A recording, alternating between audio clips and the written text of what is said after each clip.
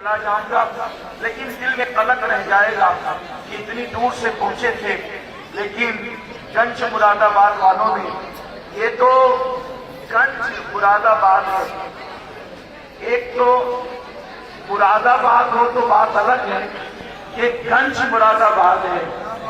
گنج مراد آباد اس کو کہتے ہیں، کیوں کہنے کہ جہاں مرادوں کا خزانہ ہو۔ نام بھی آپ دیکھیں کتنا خوبصورت ہے، یہ صرف مراد آباد نہیں ہے، یہ گنج مراد آباد ہے، مرادوں کا خزانہ یہاں پر ہے۔ یا یوں کہہ لیں کہ اگر اپنی مرادوں کا خزانہ پانا ہے تو شیخ فضل رحمان کی بارگاہ میں آنا ہوگا۔ تو بہت بڑی بارگاہ ہے۔ تھوڑی دیر اگر آپ توجہ فرمائیں تو کچھ معروضات درج کریں۔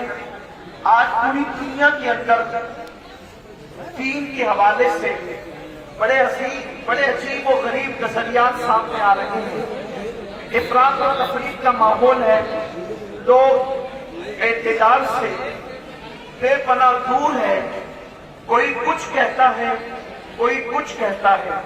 ایک طبقہ وہ ہے جو ولیوں کو ماننے پر آیا تو ایسا مانا کہ جو ولی نہ تھے اس کو بھی ولی مان لیا، خلو کا شکار ہوا۔ ہر کنجڑی کو، ہر چرسی کو، ہر ننگے دھرنگے کو ولی ماننے کے لیے لوگ تیار ہو گئے۔ اور ایک طبقہ وہ ہے جو ولیوں کا انکار کرنے پر آیا تو انہوں نے غوث و خواجہ کی ولایت کا بھی انکار کر دیا۔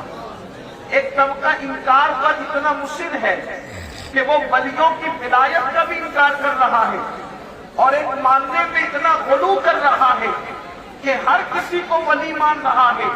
تو جو طبقہ اولیاء اللہ کی ولایت کا منکر ہے وہ کہتا ہے کہ جب ولیوں کے آستانے پر جاتے ہو تو تم کو ملتا کیا ہے اور تم کیا پاتے ہو؟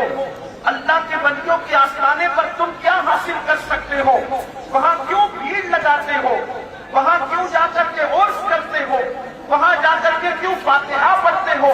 میرے آقا صلی اللہ علیہ وسلم کے دیوانوں، اگر آپ جائزہ لیں گے تو قرآن مقدس میں اللہ تبارک و تعالیٰ کا فرمان ہے، اور آپ دیکھیں کہ ولی کہاں کام آتے ہیں اور ولی کتنا کام آتے ہیں اور ولی کیوں کام آتے ہیں۔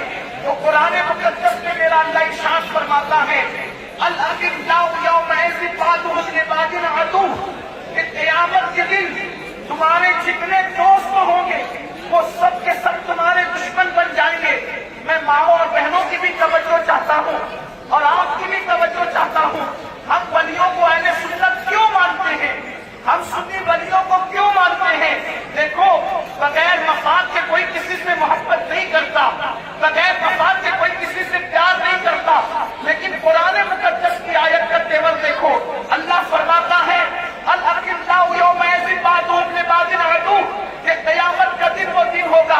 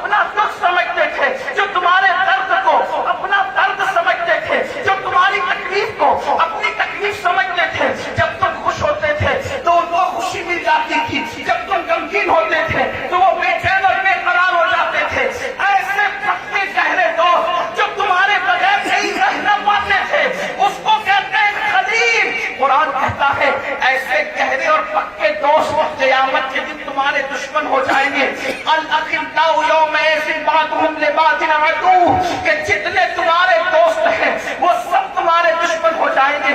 یہاں ایک بات اور عرض کرنا چاہتا ہوں آگے بڑھنے سے پہلے. اے میری قوم کے جوان, تو کس کس سے دل لگا رہا ہے, تو کس کس سے محبت کر رہا ہے, تو کس کس کو وقت دے رہا ہے, تو کس کس کو ٹائم دے رہا ہے. اذان ہو رہی ہے, دوستوں کے ساتھ بیٹھا ہوا ہے, نماز کے لیے نہیں اٹھ کر کے جاتا. کیوں؟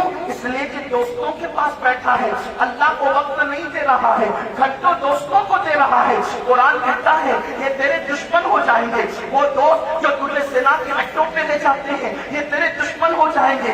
یہ دوست جو تجھے حرام کھلاتے ہیں یہ تیرے دشمن ہو جائیں گے. یہ دوست جو تجھے شراب پلاتے ہیں یہ تیرے دشمن ہو جائیں گے. تو نے جس سے دوستی کی سب دشمن ہو جائیں گے. کوئی تیرے کام نہیں آئے گا. بلکہ حدیث پاک میں یہاں تک آیا ہے کہ اللہ کے رسول صلی اللہ علیہ وسلم فرماتے ہیں ایک بندہ اپنی ماں کے پاس جائے گا اور ماں سے کہے گا ماں مجھے ایک نیکی دے دے تاکہ میری نجات ہو جائے. ماں کہے گی تو کون ہے, میں تجھے پہچانتی ہی نہیں, تیرا میرا کیا رشتہ تھا, میں تجھے پہچانتی ہی نہیں. اے میری قوم کے جوانوں, جس دن رشتے ٹوٹ رہے ہوں گے, خون کے رشتے کام نہیں آ رہے ہوں گے, اس دن کون کام آئے گا؟ تو فرمایا کہ سارے دوست دشمن ہو جائیں گے, اللہ کوئی کام بھی آئے گا. تو قرآن کہتا ہے الا المتقین, اگر قیامت میں کوئی کام آئے گا تو وہ متقی لوگ کام آئیں گے. متقی لوگ تمہارے کام آئیں گے. جب ماں نہ کام آئے گی تو متقی کام آئے گا. جب باپ نہ کام آئے گا تو متقی کام آئے گا. جب دوست دشمن بن جائیں گے تو متقی کام آئے گا. اے اللہ, یہ متقی کون ہے ذرا کھل کر کے بتا. تو قرآن کہتا ہے ان اولیاء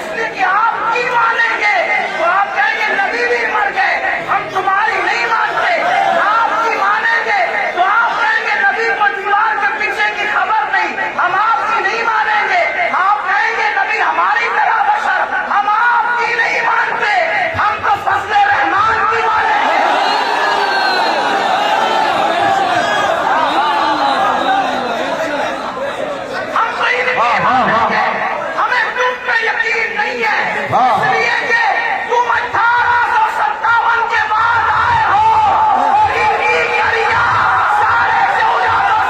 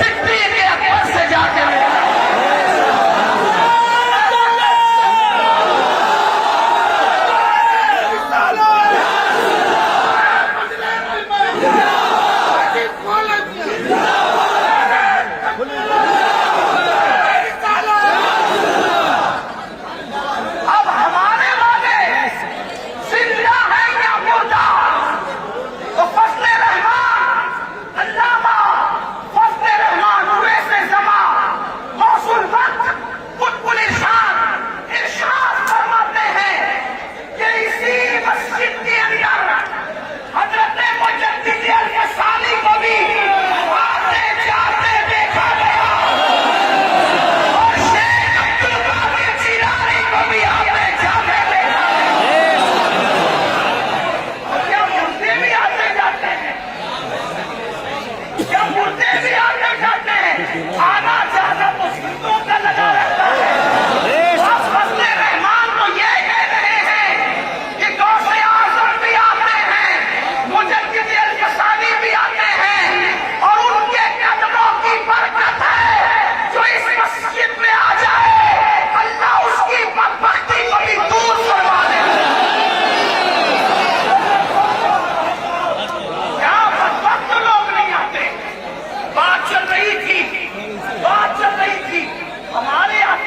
भैया थोड़ा आगे तो दब जा भैया, कैमरा लगो है यार।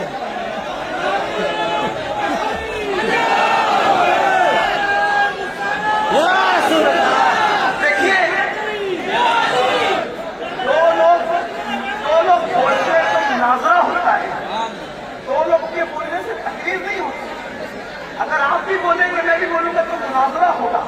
मैं मुनाजिर नहीं हूँ, मुनाजरा करने नहीं आया हूँ, तो आपको चुपचाप सुनना पड़ेगा। आप बोलोगे तो काम नहीं बनेगा।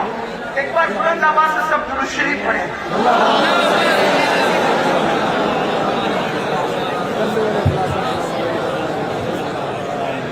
अल्लाह रब्ब मुहम्मदिन सल्लल्लाहु अलैहि वसल्लम नहनु इबाद मुहम्मदिन सल्लल्लाहु अलैहि वसल्लम व अला ज़बी व आलिही अबद दुहूर व कररमा सलातु व सलाम अलैका या जद्दल हसन वल हुसैन।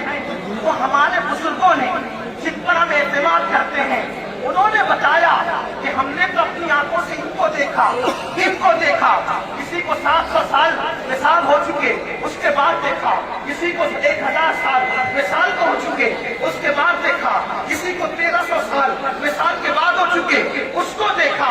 हमारे यहाँ तो आना जाना लगा है, लेकिन बात हम किसी मौलवी पर एतमाद की बात नहीं कर रहे हैं। ये अहलुल्लाह की बात है, ये अल्लाह वाले हैं, ये अल्लाह की पहचान वाले हैं, ये अल्लाह के नजदीक लोग हैं, ये अल्लाह के मुकर्रबीन हैं, ये सच्चे लोग हैं, ये सादिको अमीन लोग हैं। इनकी बात में सच्चाई है, इनकी सच्चाई का दोहा इनके दुश्मनों ने भी माना है। मैंने एक दावा किया कि हमारे तो जिंदा हैं, और जो जिंदा हैं हम उनसे मानते हैं, उनको मानते हैं। आप कहेंगे जिंदा कैसे? तो मैंने अभी अर्ज किया हुजूर फजल रहमान के जुमले से कि सरकार मुजद्दिद अल-फसानी शेख अहमद सरहिंदी का भी आना यहाँ था, सरकार गौसे पाक को भी माथे की आंखों से देखा। ये तो बात दोनों बुजुर्गों की हो गई। हम और ऊपर चले